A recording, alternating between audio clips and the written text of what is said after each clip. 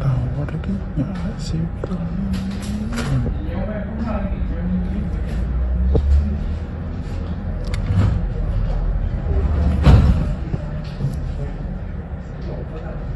Tầm cái kim tại cái tàu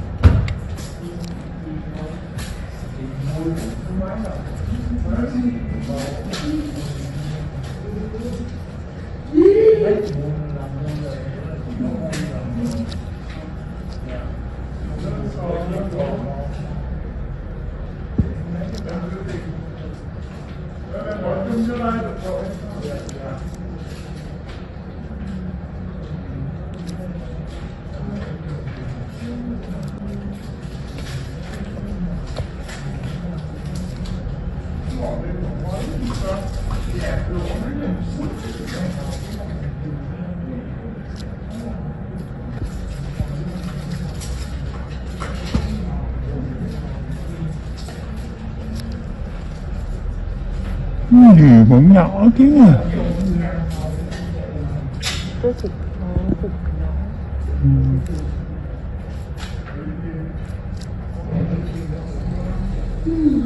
Trứng nhỏ.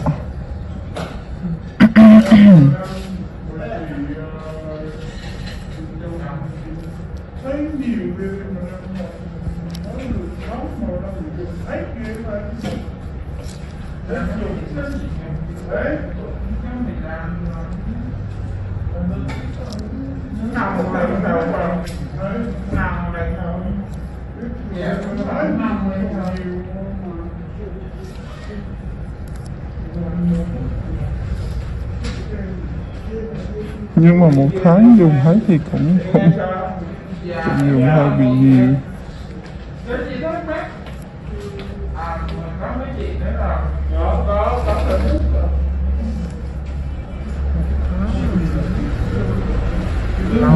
Nhiều quá.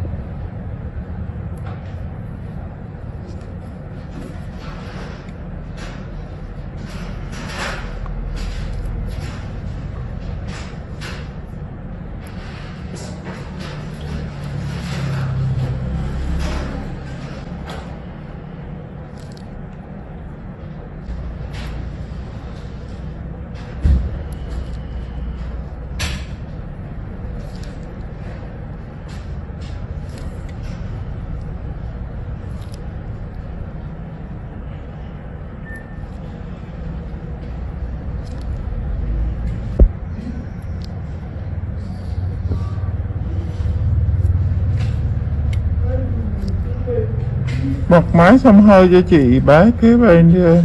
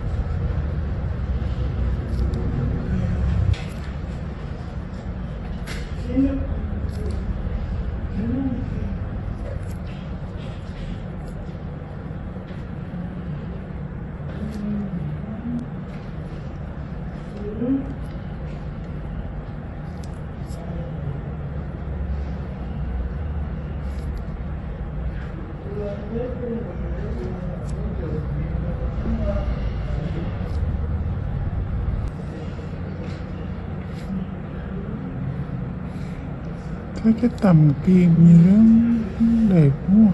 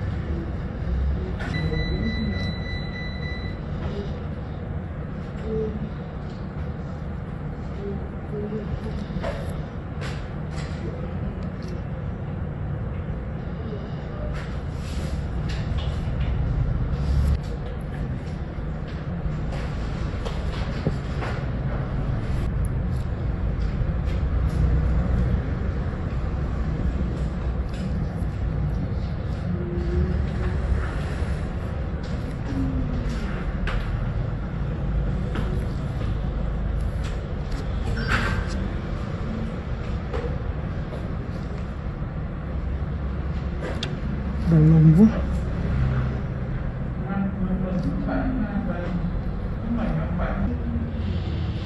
Thôi mình qua cho chắc ăn đi chứ không thiếu.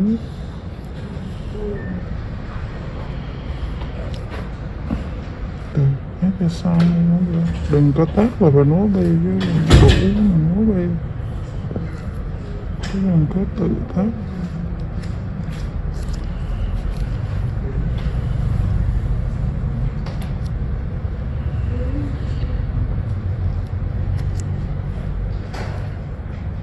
Nhiều nữa nó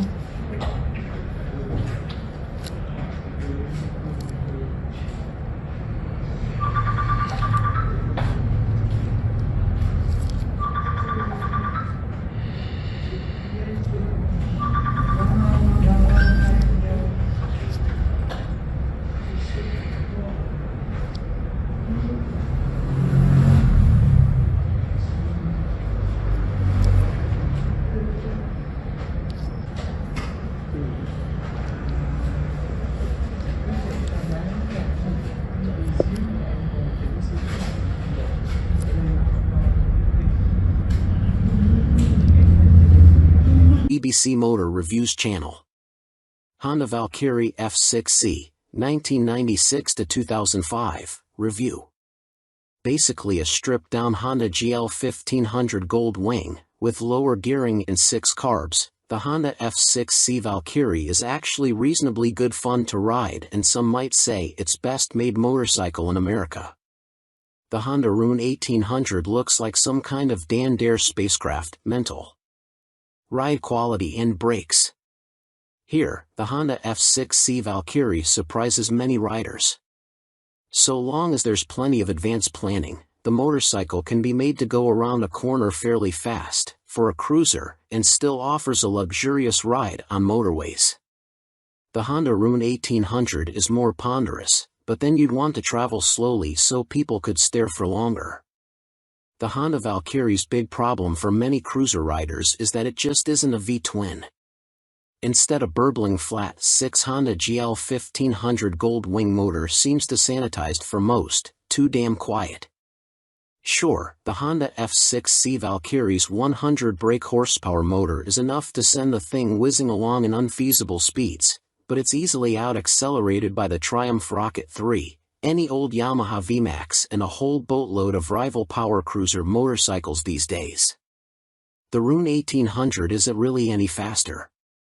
The Honda F6C Valkyrie rarely goes wrong, ever.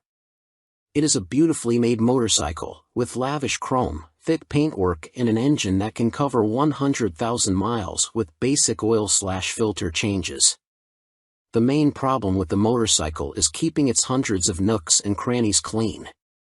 Double that cleaning time on the Honda Rune 1800. Our Honda Valkyrie FC6 owners' reviews show a very reliable bike, which is the norm for Hondas. For most of its life it was available as a personal import from the USA, and there aren't that many around, which keeps resale values high. Honda F6C Valkyrie motorcycles with the hard luggage touring kit on seem to be sought after.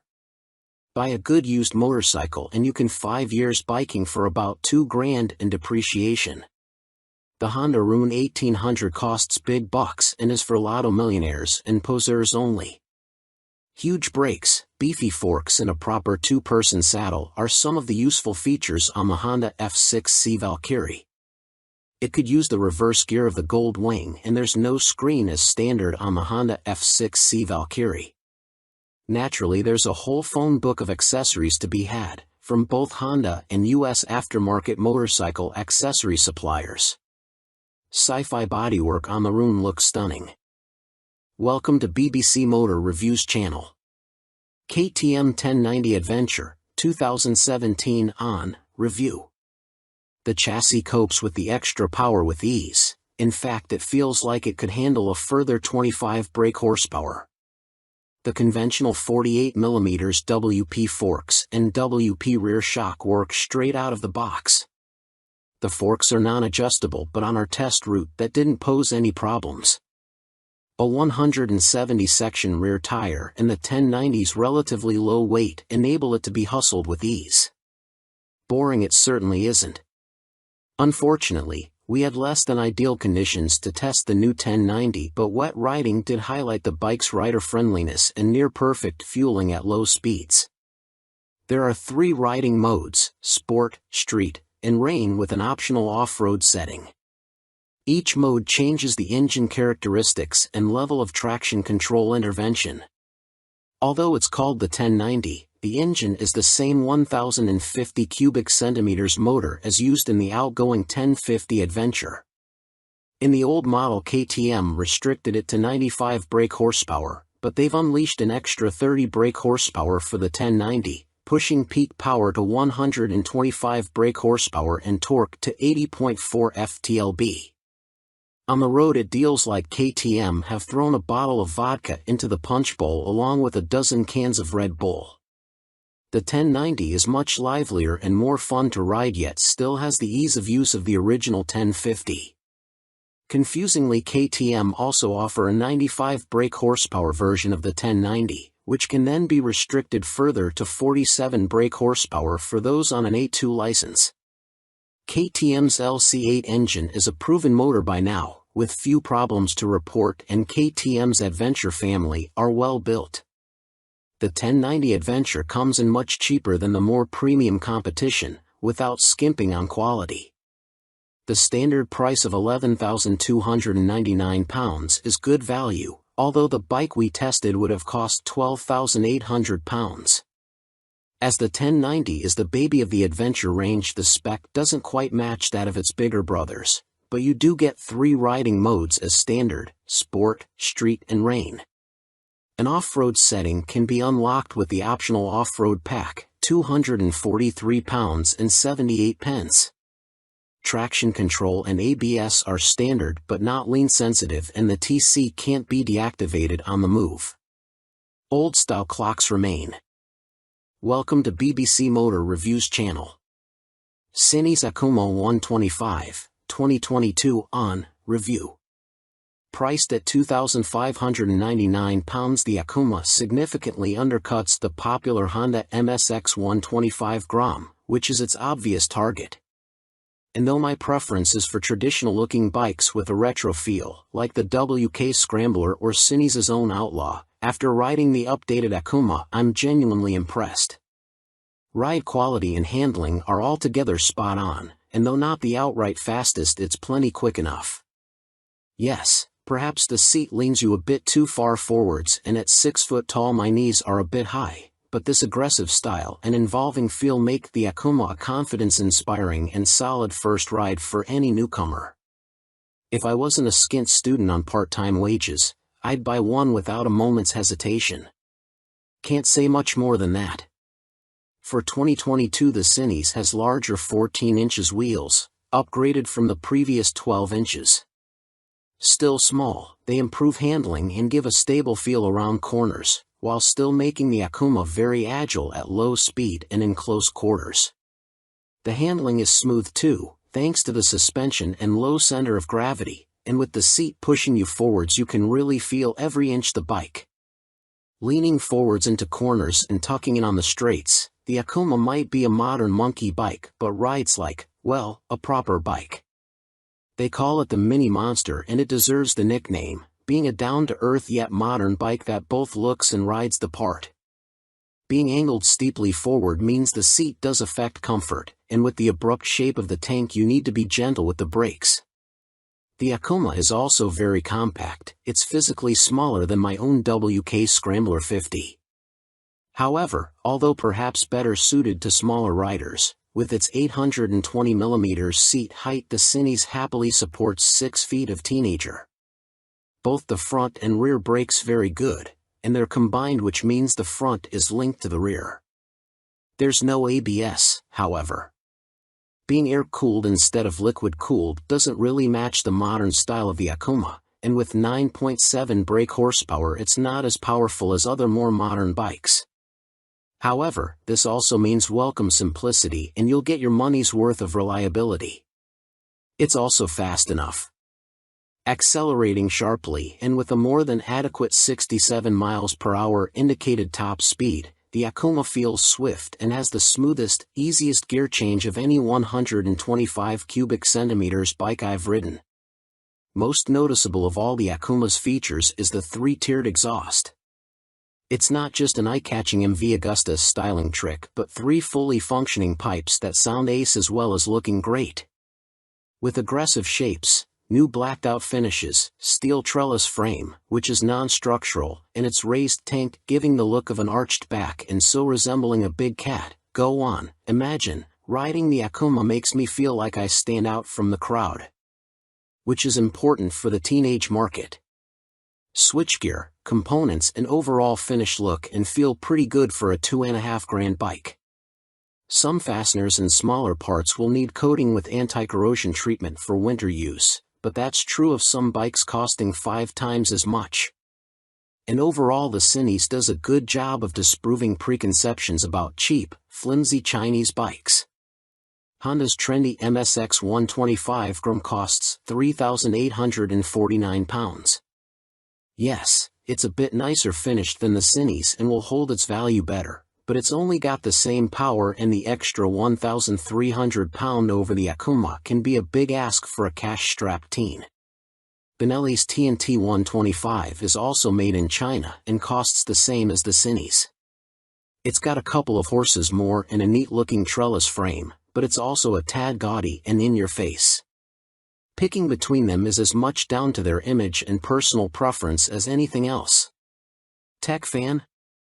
You'll be interested to learn that the display now has multiple color options as well as brightness settings. At first, I thought it was just another knick-knack, however it is helpful especially in changing weather or when looking through a tinted visor. And it's like socks with days of the week on, every day can be a new color. The display is also crystal clear and comes with a small array of function as expected: time, trip, odometer. Something that I quite like are the large buttons that the Cines uses. None of this tapping the wrong control malarkey, just big simple buttons, easy as you like. 2019, Cines Akuma launched late in the year as a 2020 model.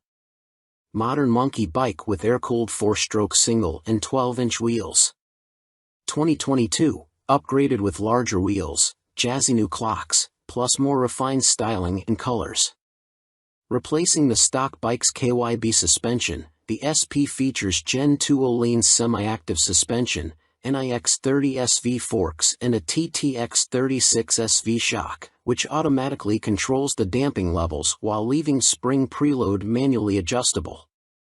Featuring spool valves rather than traditional needles valves, which Öhlins claim deliver faster adjustment and a more accurate responsiveness at the low and high ends of the adjustment range. The SP suspension can be set in one of 3 semi-active damping modes, A1, A2 or A3, or one of 3 manual setting, M1, M1 or M3, which remove the semi-active function and allow fixed damping settings to be selected via the dash.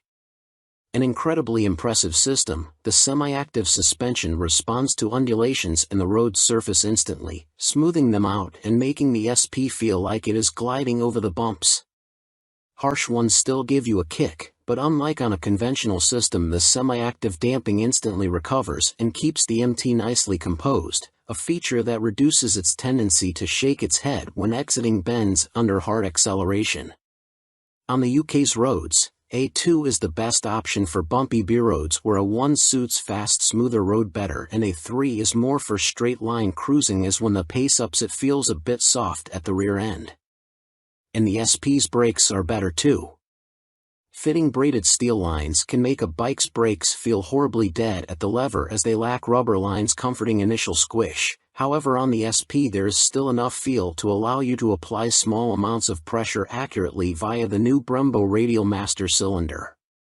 They don't scream race bike and aren't as fierce in their bite as some rivals' setups, but are fine for use on the road, and it is great to see the SP and stock MT now featuring cornering ABS thanks to the addition of an IMU in this latest generation. Good and bad news with the new Euro 5 compliant engine. Starting with the good, thanks to the revised fuel injection system, the throttle response is now smooth. In B mode, A mode is still a bit too aggressive for road use, and the crossplane's enhanced mid-range surge of power is staggering, as is the wonderful offbeat sound, which has been tuned through a new intake system and feel. But despite lengthening its gearing, the MT remains a noticeably thirsty bike and recorded 41 miles per gallon on our test ride, which is what Yamaha claim, but still equates to a range of just 155 miles until the 17-liter tank is empty. If you opt for the SP, alongside the Öhlins suspension you gain braided steel brake lines as standard, as well as a 3-piece belly cowl, black bars and levers, and a stitched seat. Unlike the stock bike, which comes in 3 color options, cyan, blue and black, the SP is only available in Icon Performance, and it also features a polished metal finish on its swing arm where the stock bike has a black painted one. Everything else, including the engine and electronics package, is identical between the 2 MT10 models, which is good news for MT10 owners but a bit disappointing for SP owners who may feel like they deserve something extra to brag about aside from suspension. Which brings up the question of price. The MT10 SP costs £2,500 more than the stock MT10 at £16,000, which is tantalizingly close, especially when you look at a finance package. On a PCP deal after a £3,000 area deposit, you are looking at paying about £35 a month more for the SP when compared to the stock bike. That's about the price of a takeaway meal for two every month, which seems a small sacrifice to gain that all-important Öhlins bling. In terms of running costs, both the SP and stock MT10 have the same poor fuel economy and cost roughly the same to insure and service, so that's not a factor in ownership, and the SP should hold its residual value a bit better. How does it stack up against its rivals? Very well. The SP is £16,000, where a Ducati Street Fighter V4 is £19,551 or £21,651 in S-Guise with semi-active suspension. The Aprilia Tuono V4 factory is £16,900, the KTM Super Duke EVO £17,899, Triumph Speed Triple 1200 RS £15,500, which lacks semi-active suspension, and the Kawasaki ZH2 SE £19,079. Sharing the same tech package as the stock MT, the SP is no less impressive when it comes to its safety assists. Thanks to a 6-axis IMU, you get cornering ABS and TC as well as slide control and anti-wheelie that sit alongside an up/down shifter, engine braking control, cruise control and variable power modes, all of which are controlled via the new 4.2-inch color TFT dash, which lacks connectivity. While the electronics perform faultlessly, and the quickshifter is excellent, it is tricky to see which of the various acronyms you are selecting should you wish to tweak their. Welcome to BBC Motor Reviews channel. Triumph Rocket 3, 2020 on review. Suspension, steering and stopping are all worlds ahead of the previous Rocket 3, and as a result it now feels like a laughably large but comprehensively capable motorcycle, rather than a cartoon cruiser caricature. Related, 2020 Triumph Rocket 3 TFC news on MCN. First impressions might be dominated by the rocket's vast proportions and the curiosity factor of cramming a motor larger than a typical family car between two wheels, but after a day spent studying the quality details, experiencing the meticulously managed power and appreciating the enormous improvements in refinement, you walk away feeling thoroughly impressed. The new Rocket 3 is exciting, eye-catching, attention-grabbing and pulse-raising, yet avoids straying into feeling frivolous, ridiculous, or pointless. Forget the previous Triumph Rocket 3's cumbersome bulk, heavy-handed handling, basic running gear and Romanesque name badge. The new Rocket 3's chassis is totally different. A cast aluminium spine frame replaces the old twin steel tubes, helping contribute to an incredible 40 kilograms saving over the previous bike, while steering geometry is sharper and the wheelbase is shorter. As a result, the Rocket now has a proper appetite for corners the old bike couldn't dream of. Turn-in is easy, holding a line mid-corner needs little inside bar pressure, and flick-flacking from full lean left to right, and still ending up where you intended, is absurdly accurate for a bike with a fueled weight north of 320 kilograms. Suspension is by Showa, with 47mm adjustable upside-down forks up front, and an adjustable monoshock monitoring the shaft drive. No electronic adjustment though, the clickers are all manual. The front's set pretty firm, meaning you can haul hard on the flagship Brembo Stylema front brakes. Even the rear brake is a 4-pot radially mounted caliper, to generate huge stopping force without the bike trying to tie itself in knots. Ride quality is generally good, though the short travel shock, just 107mm, has to work hard and can feel bouncy. Drive hard and you can clearly feel the rear end of the bike jack up though, a result of the torque reaction from the shaft drive being unchecked by any kind of parallelogram setup.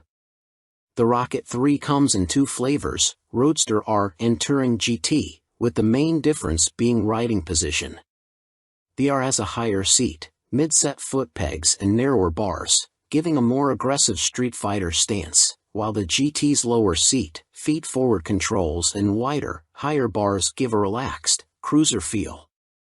Everything is transferable between the bikes, meaning you can create whatever kind of muscle-power touring cruiser you like.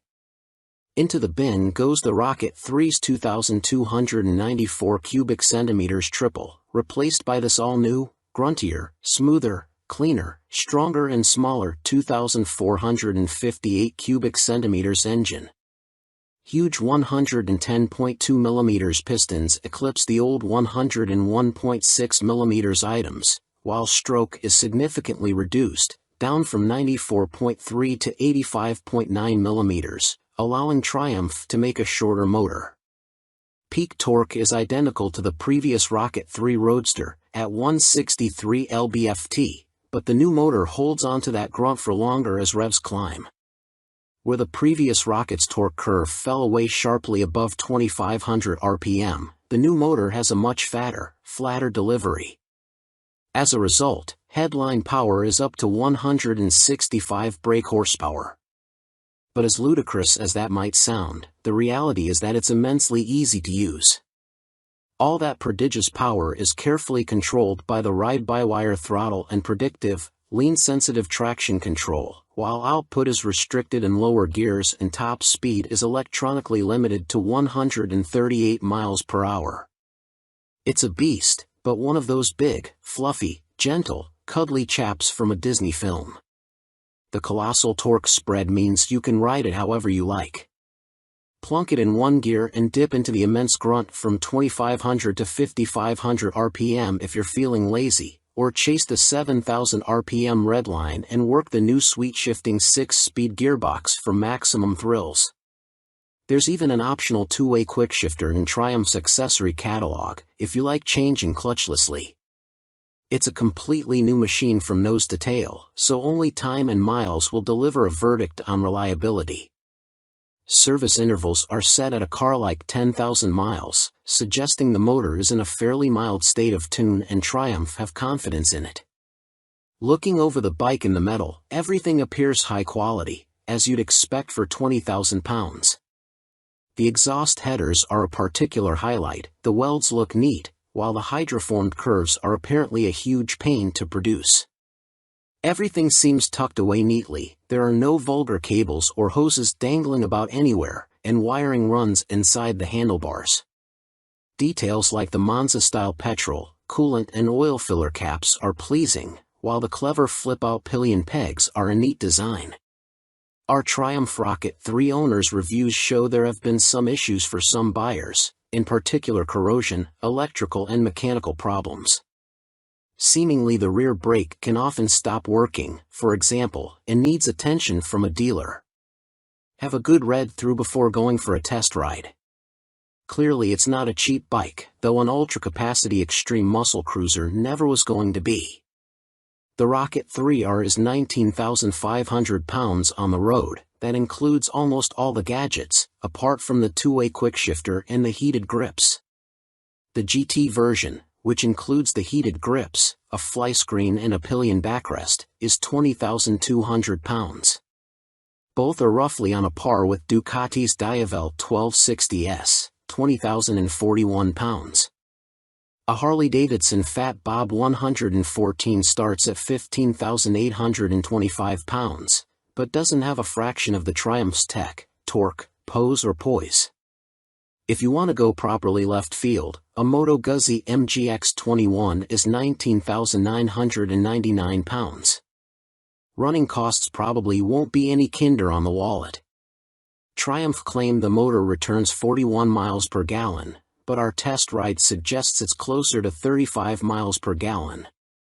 That 240 section, 16-inch rear tire isn't cheap either. Picking the bike up in March, I have had a headlight replaced under warranty, main beam sticking on, and the second which has really put me off was the rear brake losing all braking power. It has been back to my dealer who changed the fluid for a better one but was told that Triumph know there is an issue and they are working on it. I thought anything to do with brakes on a 163 pounds of torque monster would be the #1 agenda. First service only. The fuel economy is not bad so far, 43 to 45 miles per gallon. That is with occasional spirited riding thrown in. 2 stars is because after 6 months I was offered 13,500 pounds from the dealer to buy it back. Even WBAB offered considerably more, so not much faith in the brand and will likely be going back to BMW. Equipment. The Brembo brakes are top-notch. The stopping power and feel is superb, the ride comfort is less so. I am a big old guy and no matter how I try to adjust the rear suspension the ride is harsh on anything but smooth tarmac. The roads in Herefordshire where I live are amongst the worst in the UK and backache sets in after about 2 hours. I have purchased an Airhawk DS seat pad which has transformed the comfort but it's still not all day comfy like my old Rocket. The tank is so wide you have to ride legs apart which at motorway speeds the wind blast makes your hips ache trying to keep tucked in. In the end I made and fitted a pair of Perspex front fork air deflectors to solve the discomfort. I didn't go for the quick shifter or the navigation package as for me they don't offer much in the way of the overall riding experience. The TFT display is good but on some settings it is too fussy and hard to read. I opt for the screen that shows speed, revs, gear selection and fuel status. That's enough for me. There are a few niggles with this bike that could be better. The original screen doesn't give much wind protection and the rear hugger design is total crap. In the rain you get covered in road crud halfway up your back. I bought an aftermarket hugger which left some wiring exposed so I ended up fitting this over the top of the original hugger, problem solved. I purchased the accessory panniers and rear rack to give the bike some touring capability. These panniers are okay but are quite small and are not as rigid as I would have liked.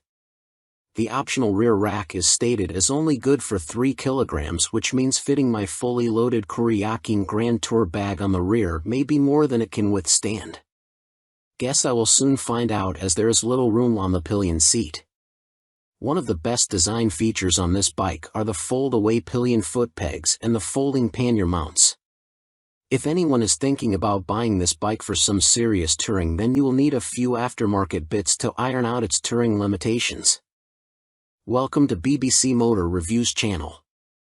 Yamaha Fazer 600, 1998 to 2004, Review and Used Buying Guide. Related, Easy Fit Kit turns Yamaha Fazer 600 into retro race rep. In fact, since Yamaha stopped the FZS 600 Fazer's production in 2003, it has taken them until the launch of the Tracer 700 to replicate the Fazer's magic formula.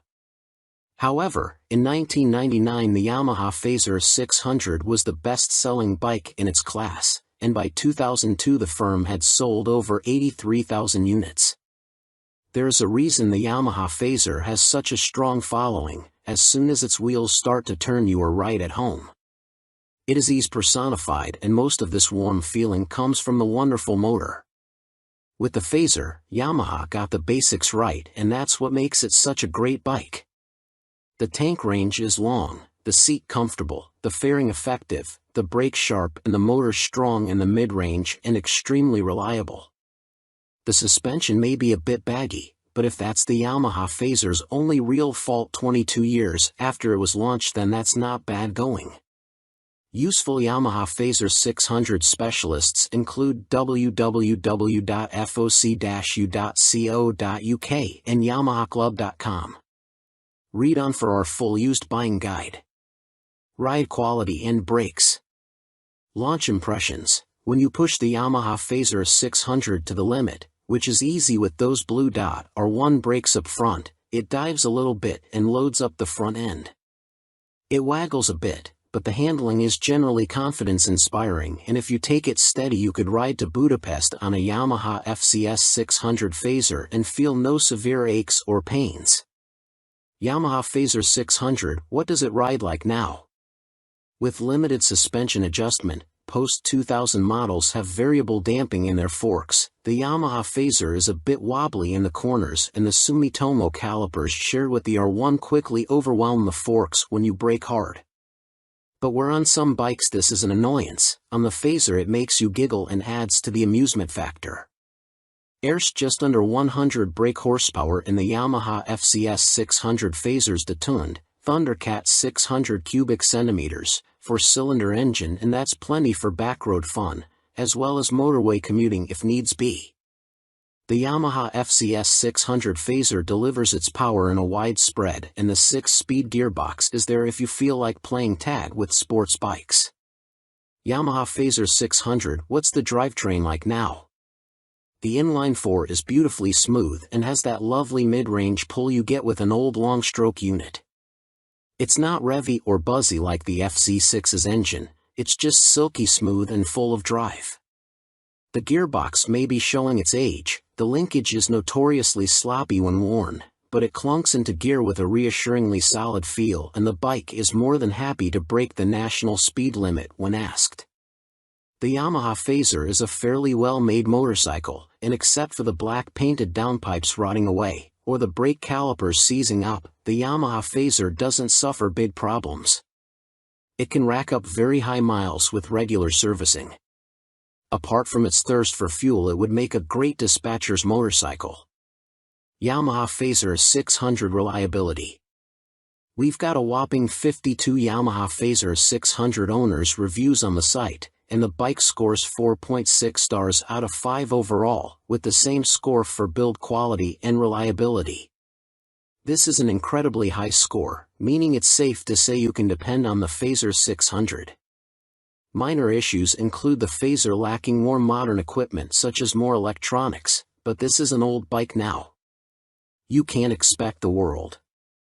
Its value more than matches its spec. Yamaha Phaser 600 common problems. Early ignition barrels aren't very strong. Check it works smoothly and that the ignition key works the fuel cap and seat lock.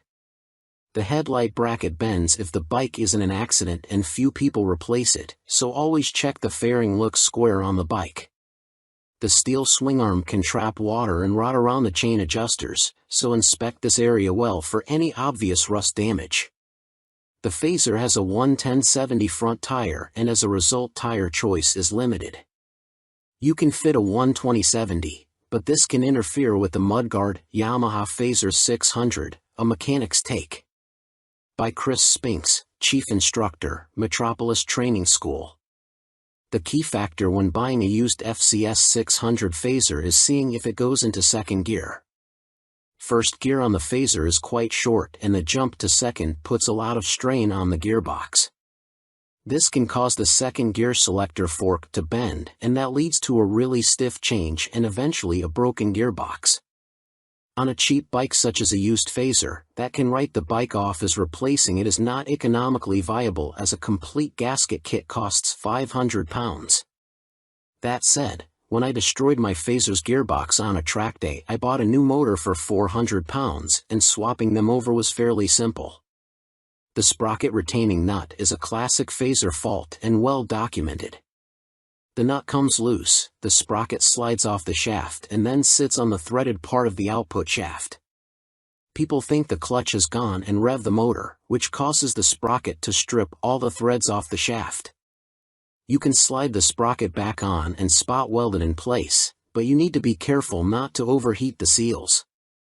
As long as you fit the nut correctly using the locking washer, you should be fine, although Yamaha did release a deeper threaded nut and this sorts the issue. The lights on the Phaser are poor, but on the 1998 9 model the bulb vibrates and creates a white powder that fills up the lenses. This is impossible to remove and makes the light even worse. Some owners change the lume to convert the Phaser to twin headlights, which is very easy, but you need to tilt the main beam down or it will fail an MOT. After 15,000 miles the shock will be duff. I'd recommend getting the forks rebuilt and buying an aftermarket shock. Don't be tempted to go for a stiff fork springs. I've found softer ones works better. When it comes to the finish, the paint likes to flake off from the engine's fins, so don't jet wash the engine, and check the downpipes. The motor is totally bulletproof, but the cam chain tensioner can need changing and it is a nightmare to get to. At the end of the day, a well-looked-after Phaser is a brilliant buy and totally reliable. At the training school we would see them cover over 65,000 trouble-free miles with only oil changes. Extrema Makeover, Aprilia put the RS660 on a diet for a limited edition focused model.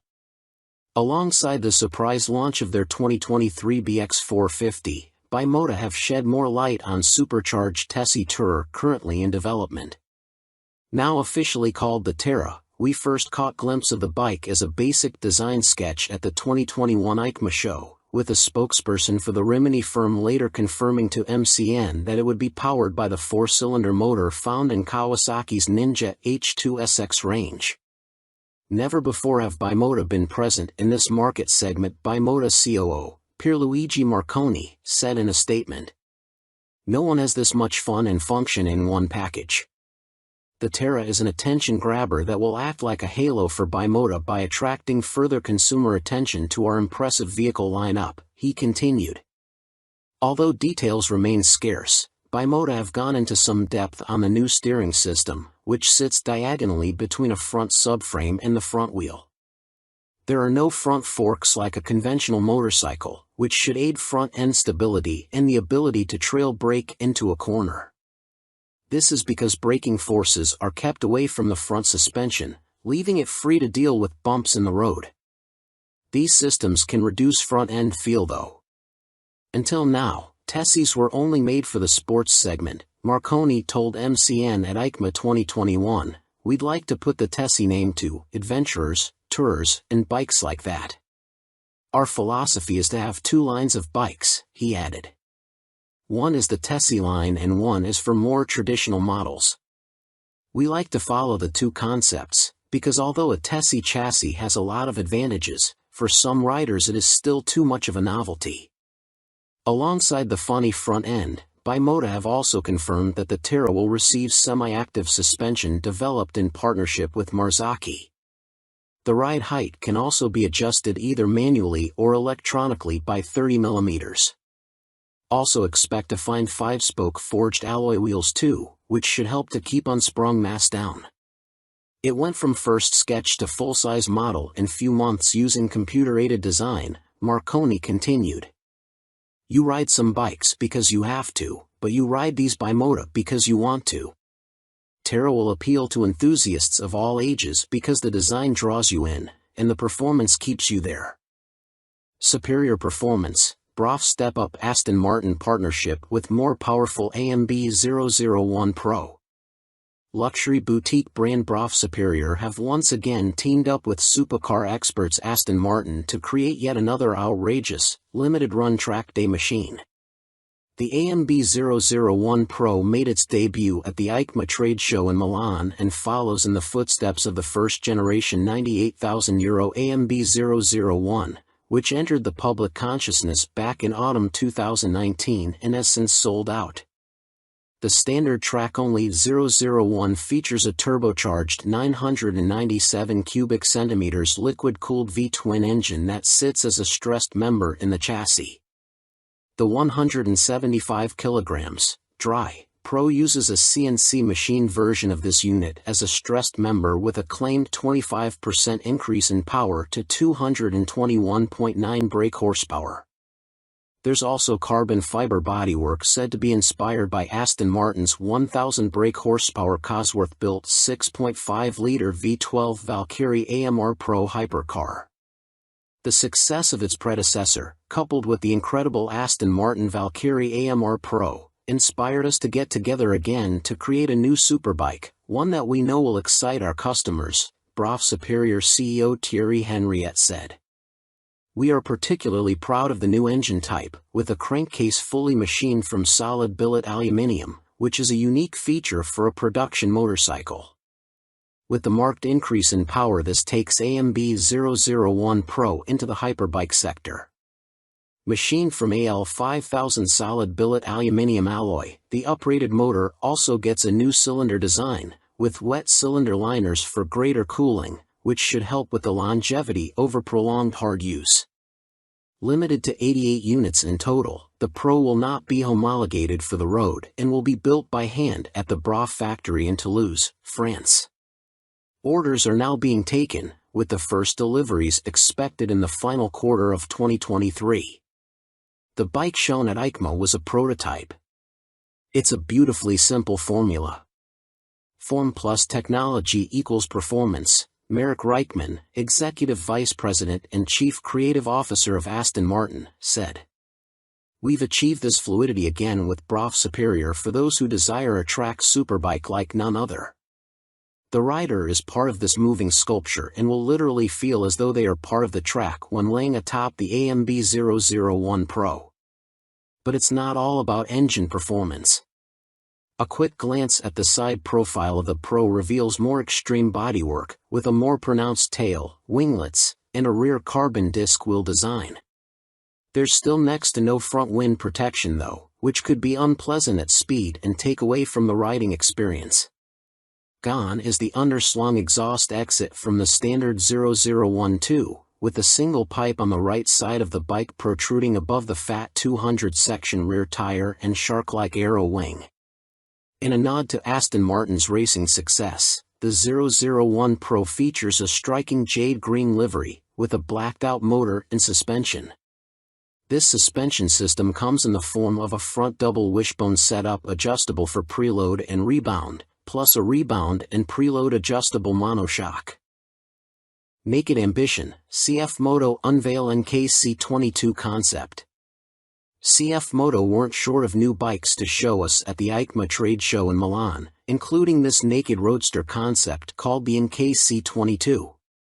The bike uses an 800 cubic centimeters parallel twin engine, presumably the same KTM 790 lump used in KFMoto's 800 metric tons models, but wrapped in a lightweight, sporty chassis.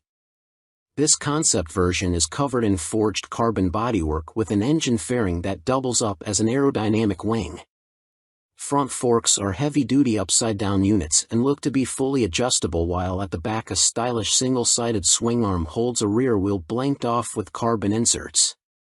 CF Moto reside at the economical end of the motorcycle market, and so even this concept version gets J.1 brakes rather than the full Brembos used on last year's track-focused SRC21 concept. Twin SC Project exhausts complete the aggressive, sporty look and would, from the looks of them, far exceed UK homologation noise limits, so expect something more sensible on the finished bike. The M button on the left switchgear and the word Street on the bottom of the TFT dash display suggest that a selection of rider modes is available, with up and down buttons for cruise control also included.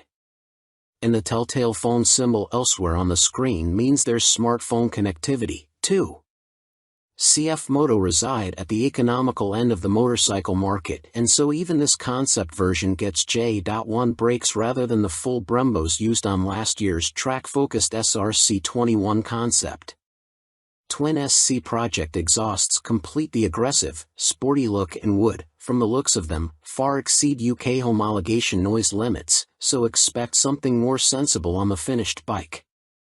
The M button on the left switchgear and the word Street on the bottom of the TFT dash display suggest that a selection of rider modes is available, with up and down buttons for cruise control also included. And the telltale phone symbol elsewhere on the screen means there's smartphone connectivity, too. Naked Ambition, CF Moto unveil NKC22 concept. CF Moto weren't short of new bikes to show us at the EICMA trade show in Milan, including this naked roadster concept called the NKC22. The bike uses an 800 cubic centimeters parallel twin engine, presumably the same KTM 790 lump used in KFMoto's 800 metric tons models, but wrapped in a lightweight, sporty chassis. This concept version is covered in forged carbon bodywork with an engine fairing that doubles up as an aerodynamic wing. Front forks are heavy-duty upside-down units and look to be fully adjustable, while at the back a stylish single-sided swing arm holds a rear wheel blanked off with carbon inserts. CF Moto reside at the economical end of the motorcycle market, and so even this concept version gets J.1 brakes rather than the full Brembos used on last year's track-focused SRC21 concept. Twin SC Project exhausts complete the aggressive, sporty look and would, from the looks of them, far exceed UK homologation noise limits, so expect something more sensible on the finished bike. The M button on the left switchgear and the word Street on the bottom of the TFT dash display suggest that a selection of rider modes is available, with up and down buttons for cruise control also included. And the telltale phone symbol elsewhere on the screen means there's smartphone connectivity, too. CF Moto reside at the economical end of the motorcycle market, and so even this concept version gets J.1 brakes rather than the full Brembos used on last year's track-focused SRC21 concept. Twin SC Project exhausts complete the aggressive, sporty look and would, from the looks of them, far exceed UK homologation noise limits, so expect something more sensible on the finished bike. The M button on the left switchgear and the word Street on the bottom of the TFT dash display suggest that a selection of rider modes is available with up and down buttons for cruise control also included. And the telltale phone symbol elsewhere on the screen means there's smartphone connectivity, too. Fantic released their first twin, the Caballero 700 Scrambler. Fantic has revealed their first modern-era twin-cylinder machine with a 700 cubic centimeters scrambler joining their Caballero range. Fantic are making the most of their partnership with Yamaha, announced at the beginning of 2021, as the bike uses the 689 cubic centimeters, liquid-cooled Euro 5 engine seen in the MT-07, Tenere 700 and R7. There has been no retuning of the CP2 twin either, as Fantic claim the Caballero will hit the showrooms in April next year, boasting 75 brake horsepower and around 50 lb.ft of torque, identical to the R7 and considerably more than the 40 brake horsepower and 31 lb.ft of torque of the Caballero 500 Scrambler. Elsewhere, the 700 sports the same 19 inches front and 17 inches rear, aluminium, spoked wheels as its small-capacity sibling. The engine sits in a single backbone-style frame made from CRMO steel attached to an aluminium swing arm, giving it a wheelbase of 1,460 mm, 35 mm longer than the 500 version. One of the most immediately obvious differences between the two capacity scramblers is the exhaust system. The new 2-1-2 setup runs under the engine, over the swing arm to exit in roughly the same position. Both machines have a seat height of around 830 mm. Connecting frame to wheel will be a 45 mm upside-down fork made by VRM Marzocchi. The Italian manufacturer also supplies the rear monoshock with preload adjustment. Brembo is the manufacturer of choice for the calipers, with a 4-piston unit gripping the 330 mm front disc and a 2-piston, 245 mm setup on the rear. In another first for Fantic, cornering ABS will be standard on the 700. The system will sense the bike's lean angle and fine-tune the braking response accordingly. Traction control also makes its debut to the Fantic lineup, with both rider aids and 3 rider modes, road, off-road and custom, manipulated via a 3.5 inches TFT display with Bluetooth connectivity.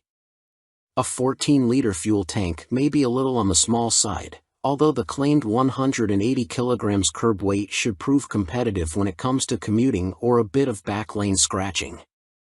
An expected price tag of around £9,000 may put some off, although stylish looks, proven engine and handling potential could tempt many. Stuart Prestige. By Stuart Prestige. All-weather rider with a penchant for long tours and hours in the saddle. You may also like. Honda released £30,000 limited edition McGuinness 100th TT Star Replica Fireblade SP. Who do you think you are, John McGuinness? Well, now you really can live out your TT fantasies, as Honda reveal they will build 30 examples of this CBR 1000RR Fireblade SP John McGuinness 100th TT Start Replica Edition in celebration of the road racing legend's phenomenal accomplishments on the island. The headline visual difference from the stock bike is the bold replica of the paint job John raced with for his 100th TT Start. But this is more than just a replica paint job, there's a whole host of other upgrades to add to the exclusivity. The stars align for me to be back on a Honda Fireblade for my 100th TT Start, says McGuinness. It's an awesome bike and has meant so much to me over my career. I'm proud of my connection with its place in TT history and of this, my replica. John McGuinness is the second most successful TT racer of all time, next to the late, great Joey Dunlop, and while revered as road racing legend, he has also had an exceptional short-circuit career, having raced in 24-hour world endurance races like the Bol d'Or and Le Mans, 500 cubic centimeters GPs, and the Daytona 200. He's a former British 250 cubic centimeters champion, has ridden in World Supersport and finished third in the 2009 British Superstock Championship. Making his TT debut in 1996, he won the Best Newcomer title in the 250 cubic centimeters class. 3 years later, he took his first win, the 250 cubic centimeters lightweight TT. Over the ensuing 2 decades, 1999 to 2019, he has accumulated an incredible 47 podiums and 23 TT wins, as well as being the first to break the 130 mph lap barrier on a Honda Fireblade, no less. So, what do you get for your 30,000 pounds? In addition to the already high spec of the CBR 1000RR Fireblade SP which underpins the replica, the limited edition blade gets a full replica paint job incorporating gold detailing and a film strip showing all of John's TT starts on Hondas. Unsurprisingly, this is where it deviates from his actual race bike, which also pictured his TTs on other manufacturers' bikes, and 100th start sponsor logos.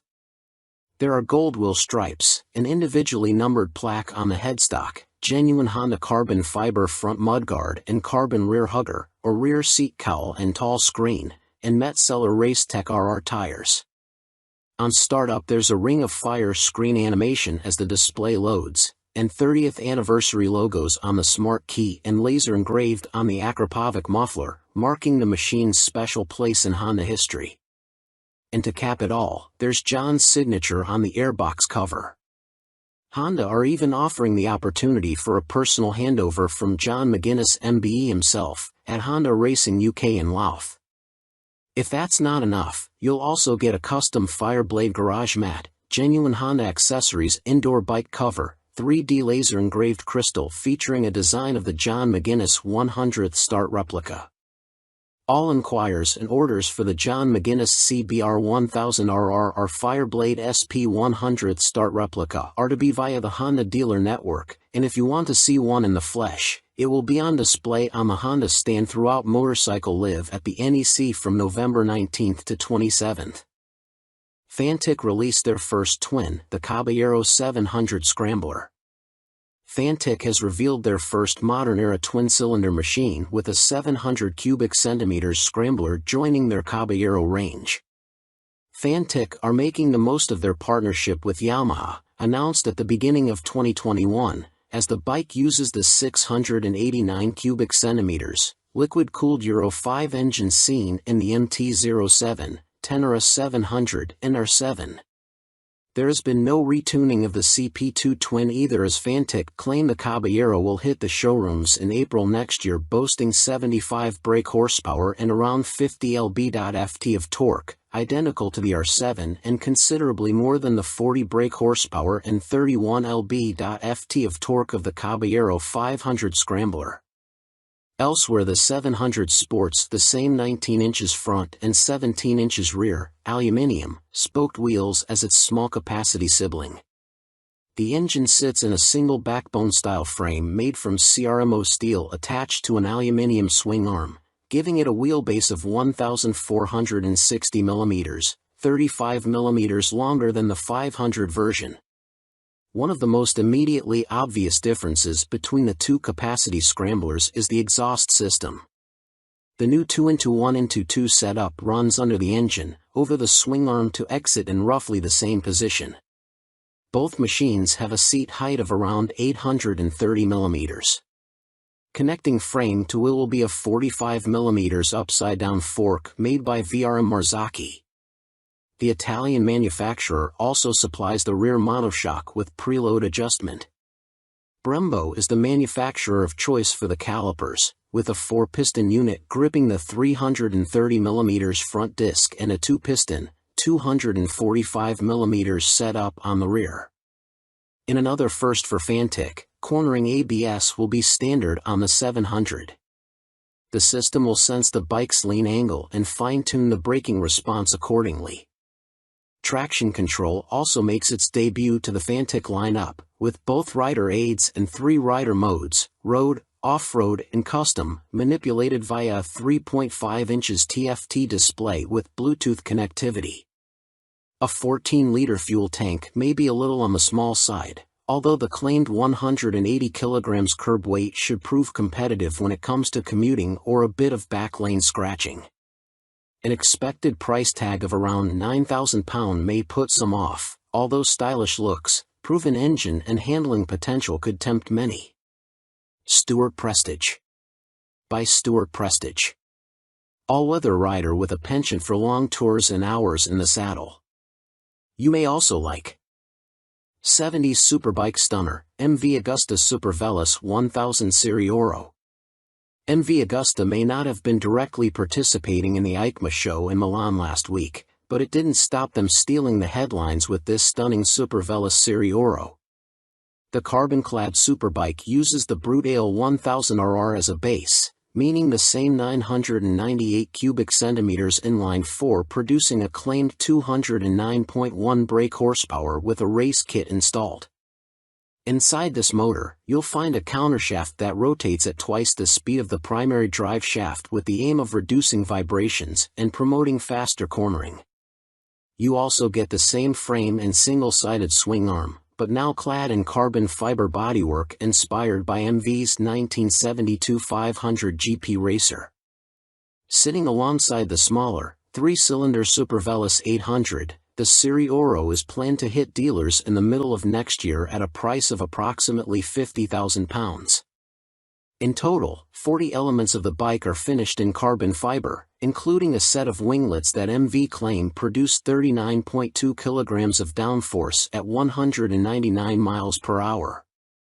You also get carbon fiber disc brake covers, which attempt to pay tribute to the drum brakes of old whilst also cooling the calipers, essential on a bike capable of such high speeds. MV Agusta also claim the design allows air to flow around the brakes towards the coolant and oil radiators for better temperature control. There are air vents along the carbon fairings, too. Despite the superbike credentials, the Serie Oro has deliberately been made more comfortable and less extreme than traditional circuit stars, and it features electronically adjustable Öhlins NIX forks for a high-quality ride. They are matched to an Öhlins TTX rear shock, which bolts directly to the swing arm.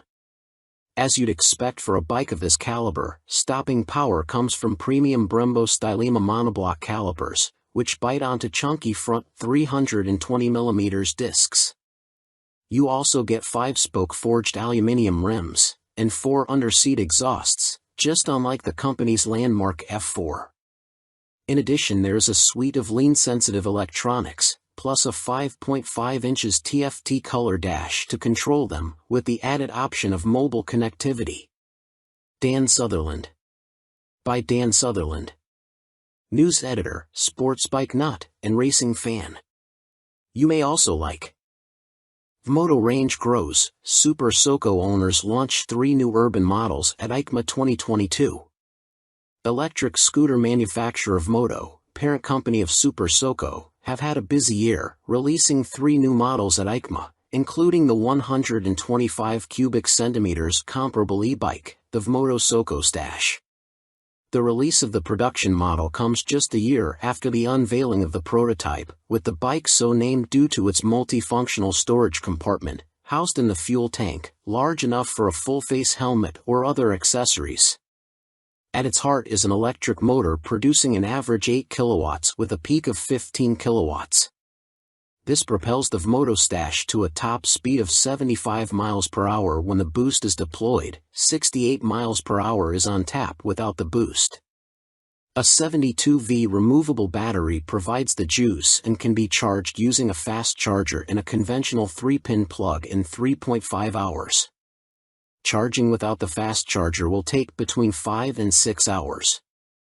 No range specifications have been released, but expect it to have the same 30-mile capacity of the Super Soco TS Street Hunter, which has the same top speed capability. A newly designed swing arm pivots off a solid, lightweight frame, driving a 17-inch rear wheel. A 17-incher is also fitted on the front and ABS disc braking is standard. A relatively tall seat height of 830 mm awaits the rider and the Stash has a curb weight of 143 kilograms. The company also unveiled their first dirt bike-style machine, which weighs in at just 84 kilograms. The machine comes in two models, the Vmoto On-R, which comes with road tires, or the OFFR, which is equipped with knoblet tires. The On-R/OFFR can be set up in either L1 configuration, comparable to a 50 cubic centimeters machine, or L3, which mimics a 125 cubic centimeters. In the L3 iteration, the bike can reach speeds topping 50 miles per hour, while the L1 configuration limits the top end to just under 30 miles per hour. Vmoto claim a range of up to 90 miles with recharge times taking 2 hours for the L1 configuration and 3 hours for the speedier L3. A die-cast aluminium frame cradles the 8 kilowatts motor, producing a claimed 190 feet per pound of instant torque. A swing arm with a single rear damper secures the belt-driven, rear-spoked wheel. No retail price has been provided. The Vmoto Soco F01 scooter is, technically speaking, not a new bike as it was available as part of a commercial fleet, but now will be available to the general public, the company also announced at EICMA. The urban commuter will, like the On/OFFR models, will be available as an L1 or L3 configuration. A 2 kilowatts or 4 kilowatts, L1 and L3, motor will get the rider up to a maximum speed of 27 miles per hour for the L1 and 45 miles per hour for the L3 model. Vmoto claim a range of between 50 and 60 miles dependent upon the setup and riding style. The charging time of the removable battery is 3.5 hours with a fast charger using a domestic 3-pin plug, or 6 hours without the fast charger. Coming in at 110 kilograms with a seat height of 855 mm, the F01 should prove a popular choice for city transportation. The F01 will be available in white, light or dark blue, red and black.